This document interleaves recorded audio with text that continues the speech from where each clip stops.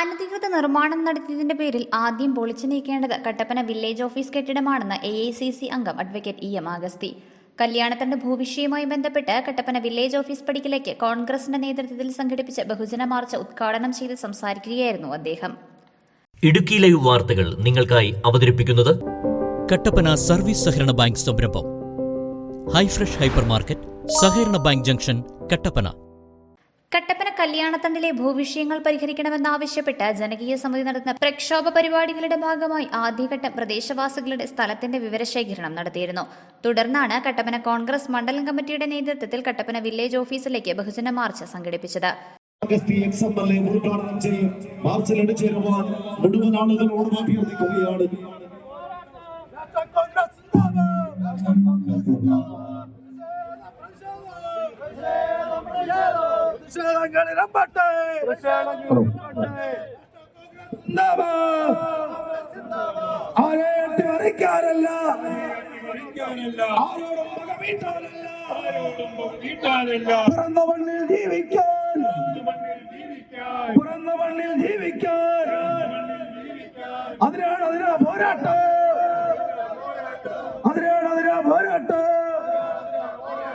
കർഷക മക്കളുടെ പോരാട്ടം.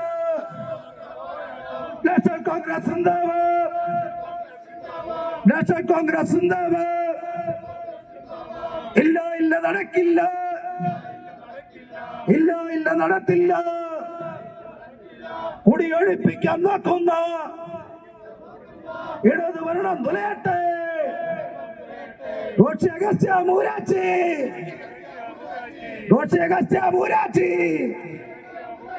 ഓർത്ത് കളിച്ചോ, സൂക്ഷിച്ചോ, ഒരാളെയും തെരുവിലിറങ്ങും. AICC അംഗം അഡ്വക്കേറ്റ് EM അഗസ്തി മാർച്ച് ഉദ്ഘാടനം ചെയ്തു. കല്യാണത്തണ്ടിൽ ബോർഡ് സ്ഥാപിച്ച റവന്യൂ വകുപ്പ് അനധികൃത നിർമ്മാണം നടത്തിയതിന്റെ പേരിൽ കട്ടപ്പന വില്ലേജ് ഓഫീസ് കെട്ടിടം പൊളിച്ചു നീക്കാൻ തയ്യാറാകണമെന്ന് EM അഗസ്തി ആവശ്യപ്പെട്ടു. റവന്യൂ വകുപ്പിന് തോന്നുകയാണ് വില്ലേജ് ഓഫീസർ കൊണ്ട് ബോർഡ് വയ്ക്കുകയാണ് റവന്യൂ ഭൂമിയാണ്.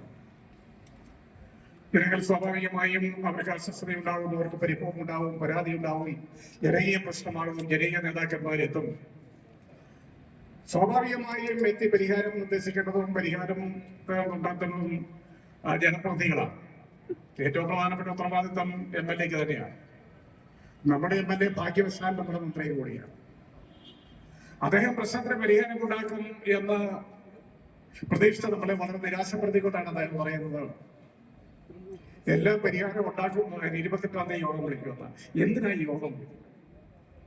അരനൂറ്റാണ്ട് കാലം ഈ മേഖലയിൽ ഇല്ലാതിരുന്ന ഒരു പ്രശ്നം, ആ പ്രശ്നത്തിന് എന്തിനാണ് യോഗം എന്നാണ് എനിക്ക് മനസ്സിലാകാത്തത്. വില്ലേജ് ഓഫീസറുടെ ബോർഡ് എടുത്തു മാറ്റാൻ അദ്ദേഹം പറയണമായിരുന്നു. അദ്ദേഹം അവിടെ പോയപ്പോൾ ആധികാരികതയില്ലാതെ സ്വകാര്യ വ്യക്തിയുടെ ഭൂമിയിൽ കയറി ബോർഡ് വെച്ച് വില്ലേജ് ഓഫീസറുടെ പേരിൽ നടപടിയെടുക്കുമെന്ന് അദ്ദേഹം പറയണമായിരുന്നു. അദ്ദേഹം അധികാരമുള്ളതാണ്. അദ്ദേഹം പറയാണ് യോഗം വിളിക്കും, അതും അവധി ദിവസം യോഗം വിളിച്ച് ആളുകളെ കബളിപ്പിക്കാനുള്ള റോഷി ഇത്ര അബദ്ധം എങ്ങനെ സംഭവിച്ചു എന്ന് എനിക്ക് അറിയുന്നില്ല കേട്ടോ. പണ്ടങ്ങനെ അല്ലായിരുന്നു, അല്പം കൂടിയൊക്കെ ബുദ്ധിയുണ്ടായിരുന്നു. കളർ മാറ്റിയപ്പോൾ ബുദ്ധി പോയതാണോ സൂത്രം കാണിച്ചതാണോ എന്ന് എനിക്കറിയുന്നില്ല. ആളോട് യോഗം വിളിക്കും എന്നൊക്കെ. എന്തിനാ യോഗം?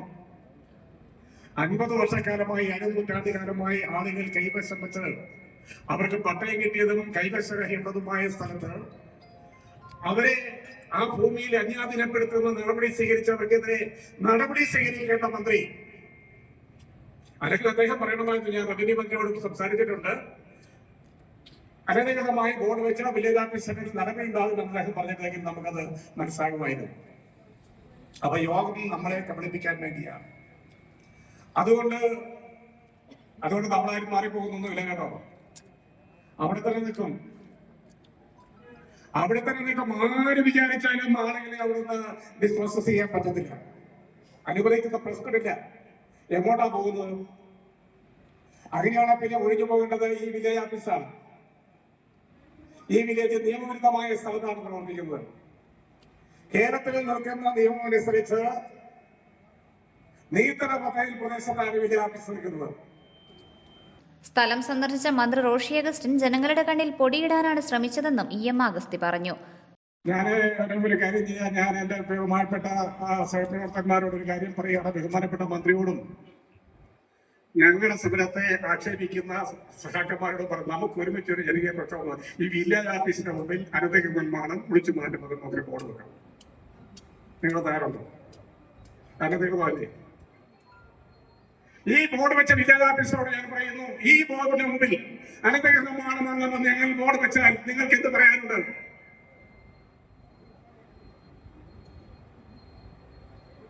ഈ നാട്ടിൽ അധ്വാനിക്കുന്ന കൃഷിക്കാർ, കുടിയേറ്റ കൃഷിക്കാർ, അവരെ അപമാനിച്ചും അവരെ നിരാരത്തിലാക്കിക്കൊണ്ട് എന്ത് ചെയ്യാമെന്ന ധാരണ റവന്യൂ അധികാരികൾക്കുണ്ടെങ്കിൽ നാളെ കാപ്പാവുന്ന പ്രശ്നമില്ലെന്ന കാര്യം മുന്നറിയിപ്പ് നൽകാൻ ഞങ്ങൾ ആഗ്രഹിക്കുകയാണ്. ഇതൊരു സൂചനയാണ്, ഒരു സംശയം വേണ്ട, ഒരു സംശയം വേണ്ട. ഇവിടെ കല്യാണത്തിന്റെ മേഖലയിൽ വെള്ളയാക്കുടിയുടെ ഇടതുവശത്തുള്ള മുഴുവൻ പ്രദേശത്തെയും ആളുകൾ എക്കോളജിക്കലി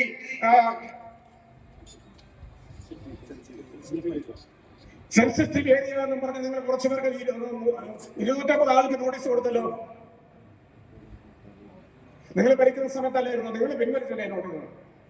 വലിയ വിഭജന പ്രക്ഷോഭത്തിൽ പിൻവലിക്കേണ്ടി വന്നു. അതിനേക്കാൾ വലിയ വിഭജന പ്രക്ഷോഭം ഇന്ത്യക്കാർക്ക് നയിക്കാനുള്ള ശേഷി ഇന്ത്യൻ നാഷണൽ കോൺഗ്രസ് ഉണ്ട് എന്ന് പറഞ്ഞുകൊണ്ട് പതിറ്റാണ്ടുകളായി താമസിക്കുന്ന കല്യാണത്തണ്ടിലെ ജനങ്ങളെ കുടിയൊഴിപ്പിക്കാൻ റവന്യൂ വകുപ്പ് ഉദ്യോഗസ്ഥർ എത്തിയാൽ കയ്യും കാലും തല്ലിയൊടിക്കുമെന്ന് UDF ചെയർമാൻ ജോയി വെട്ടിക്കുഴി പറഞ്ഞു. കല്യാണത്തിന്റെ കഴിഞ്ഞ ദിവസമുണ്ടായ സാഹചര്യങ്ങളൊക്കെ ഇവിടെ വിവരിക്കുകയുണ്ടായി. കല്യാണത്തിലെ ആളുകൾക്ക് നീതി ലഭിക്കണം എന്നാവശ്യപ്പെട്ടുകൊണ്ടാണ് ഇന്ത്യൻ നാഷണൽ കോൺഗ്രസ് ഈ പ്രതിഷേധ സമരവുമായി ഇറങ്ങിയിരിക്കുന്നത്. നമുക്കറിയാം, അവിടെ സർവേ നമ്പറിൽ 17 ആളുകൾക്ക് മാത്രമാണ് അവിടെ ഇപ്പോൾ പട്ടയം കൊടുക്കുന്നില്ല, അവിടെ കൈവശ സർട്ടിഫിക്കറ്റ് കൊടുക്കുന്നില്ല. ബാക്കിയുള്ള സർവേ നമ്പറിലുള്ള ആളുകൾക്കെല്ലാം അവർക്ക് പട്ടയം കൊടുക്കാം, അവർക്ക് കൈവശ സർട്ടിഫിക്കറ്റ് കൊടുക്കാം, അതൊന്നും കുഴപ്പമില്ല. അപ്പോൾ നമ്മളിവിടെ നിൽക്കുമ്പോൾ ഈ വില്ലേജ് ഓഫീസിന്റെ ആ ഭാഗത്തുള്ളവർക്ക് എല്ലാം കൊടുക്കാം, ഈ സൈഡിലുള്ള ആളുകൾക്ക് ആർക്കും കൊടുക്കാൻ പാടില്ല. എന്ത് നീതിയാണ്? എല്ലാ ആളുകളും ഒരുമിച്ച് അവിടെ താമസം തുടങ്ങിയിട്ടല്ലേ? അല്ലാതെ പ്രത്യേകിച്ച് പല സമയത്ത് വന്നവരല്ലല്ലോ. ആളുകൾക്ക് നീതി നിഷേധിക്കുന്ന ഒരു സമീപനം നിങ്ങൾ സ്വീകരിച്ചാൽ അത് അംഗീകരിക്കാൻ കഴിയില്ല. ഒരു കാര്യം റവന്യൂ ഉദ്യോഗസ്ഥന്മാരോടും ഭരണക്കാരോടും പറയുകയാണ്, ഇന്ത്യൻ നാഷണൽ കോൺഗ്രസ് ഉള്ളിടത്തോളം കാലം കല്യാണത്തണ്ടിൽ നിന്ന് ഒരാളെ പോലും ഇറക്കി വിടുവാൻ ഇന്ത്യൻ നാഷണൽ കോൺഗ്രസ് അനുവദിക്കുന്ന പ്രശ്നമില്ല. നിങ്ങൾ പല പ്രാവശ്യം നിങ്ങൾ പലതും നോക്കിയിട്ടുണ്ട്, പക്ഷെ ഒരിക്കൽ പോലും നടന്നിട്ടില്ല, ഇനി നടക്കാനും പോകുന്നില്ല. നിങ്ങളുടെ ഈ ആടിനെ പിടിച്ച് പട്ടിയാക്കുന്ന പരിപാടി നിങ്ങൾ ആദ്യം നിർത്തും. നിങ്ങളുടെ യാഥാർത്ഥ്യങ്ങൾ നിങ്ങൾ മനസ്സിലാക്കാൻ തയ്യാറാവൂ. അവിടെ താമസിക്കുന്ന ആളുകൾ അവരെ നിയമവിരുദ്ധമായി ഒന്നും ചെയ്ത ആളുകളല്ല. മുനിസിപ്പാലിറ്റിയിൽ നിന്നും PMA പദ്ധതിയിൽപ്പെടുത്തി 12ഓളം ആളുകൾക്ക് വീട് അനുവദിച്ചത് കൈവശ സർട്ടിഫിക്കറ്റ് കൊടുക്കാത്തത് മൂലം അവിടെ വീട് വെക്കാനായിട്ട് സാധിച്ചിട്ടില്ല. അവർക്ക് ഇവിടെ നിൽപ്പുണ്ട്. അവർ മുഴുവൻ കോൺഗ്രസ്സുകാരല്ല. അതിൽ കോൺഗ്രസ് ഉണ്ട്, അതിൽ മാർക്സിസ്റ്റ് ഉണ്ട്, അതിൽ CPI ഉണ്ട്, അതിൽ BJP ഉണ്ട്, എല്ലാവരും ഉണ്ട്. ഈ ഗവൺമെന്റ് വന്നതിന് ശേഷമാണ് ആളുകൾക്ക് ഈ ഗതികേടുണ്ടായത്.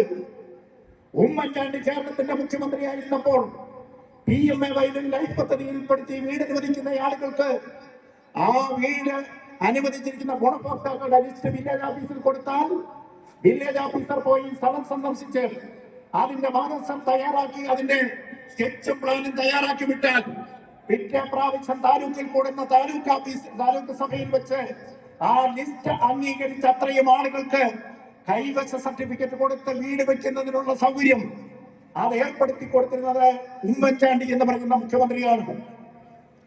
നിങ്ങൾ അധികാരത്തിൽ വന്നതിന് ശേഷമാണ്. ഞാൻ മുനിസിപ്പൽ ചെയർമാനായിരുന്നപ്പോൾ ഇവിടെ ഉണ്ടായിരുന്ന വില്ലേജ് ഓഫീസർ ജെയ്സിനെ കൊണ്ട് ഞാൻ അത് ചെയ്യിച്ചിട്ടുണ്ട്.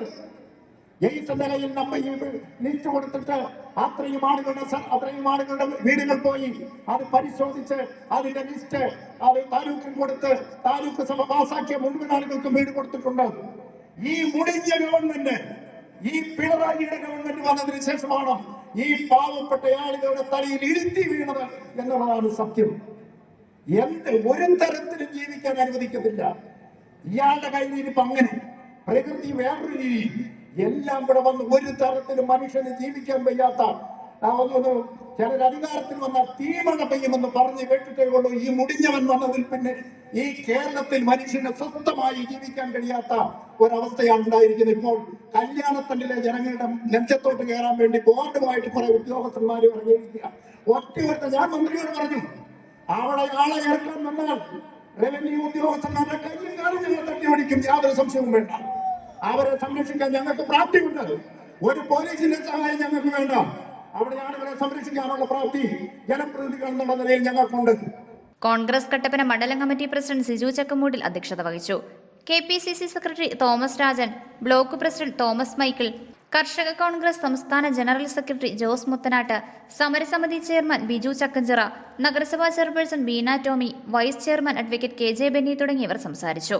കർഷക കോൺഗ്രസ് നിയോജക മണ്ഡലം കമ്മിറ്റിയുടെ നേതൃത്വത്തിൽ ഓഗസ്റ്റ് 30 ഇടുക്കി താലൂക്ക് ഓഫീസ് പടിക്കൽ പ്രതിഷേധ പരിപാടി സംഘടിപ്പിക്കുമെന്നും നേതാക്കൾ പറഞ്ഞു. മനോജ് മുരളി, ബീന ജോബി, ഷൈനി സണ്ണി ചെറിയാൻ, പ്രശാന്ത് രാജു, ഷാജി വെള്ളമാക്കൽ, അരുൺ കാപ്പുകാട്ടിൽ, പൊന്നപ്പൻ അഞ്ചപ്ര, PS മേരിദാസൻ, ദാസ് കടത്തിപ്പറമ്പിൽ, രാജേന്ദ്രൻ പുളിന്താനത്ത്, രാജൻ പറച്ചിക്കൽ, നോബൽ തോമസ്, TC മോഹനൻ തുടങ്ങിയവർ നേതൃത്വം നൽകി. Idukki live news Kattappana. Idukki live വാർത്തകൾ നിങ്ങൾക്കായി അവതരിപ്പിച്ചത് അഭിനയൊക്കെ എന്തെളുപ്പാ, വീട്ടുകാരെ നോക്കാനല്ലേ പാട്. അതിൽ പ്രധാനം വീട്ടു സാധനങ്ങളുടെ ഷോപ്പിങ്ങും. എന്നാൽ അക്കാര്യത്തിൽ ഇനി ടെൻഷനേ വേണ്ട. ഹൈഫ്രഷ് ഹൈപ്പർ മാർക്കറ്റ് ഉണ്ടല്ലോ. Kitchen appliances, electronic items, artificial flowers, അങ്ങനെ എല്ലാം ഹൈഫ്രഷിൽ കിട്ടും. സ്വന്തം പ്രൊഡക്ട്സ് ഉൾപ്പെടെ ഏറ്റവും മികച്ച ബ്രാൻഡുകളും ഹൈഫ്രഷിനല്ലാതെ മറ്റാർക്ക് നൽകാനാവില്ല. സ്വന്തം ഫാമിലി ജൈവ പച്ചക്കറികളോടൊപ്പം പുറമേ നിന്നെടുക്കുന്നത് ഏറ്റവും മികച്ചത് മാത്രം. കൂടാതെ ഫ്രൂട്ട്സും ഫിഷ് ആൻഡ് മീറ്റും. ഈ ഒരു ഉറപ്പ് ഹൈഫ്രഷിന് മാത്രമേ നൽകാനാവൂ. Cosmetic items, toys, ladies and kids wear, sports items എന്നിവയുടെ വിപുലമായ ശേഖരം.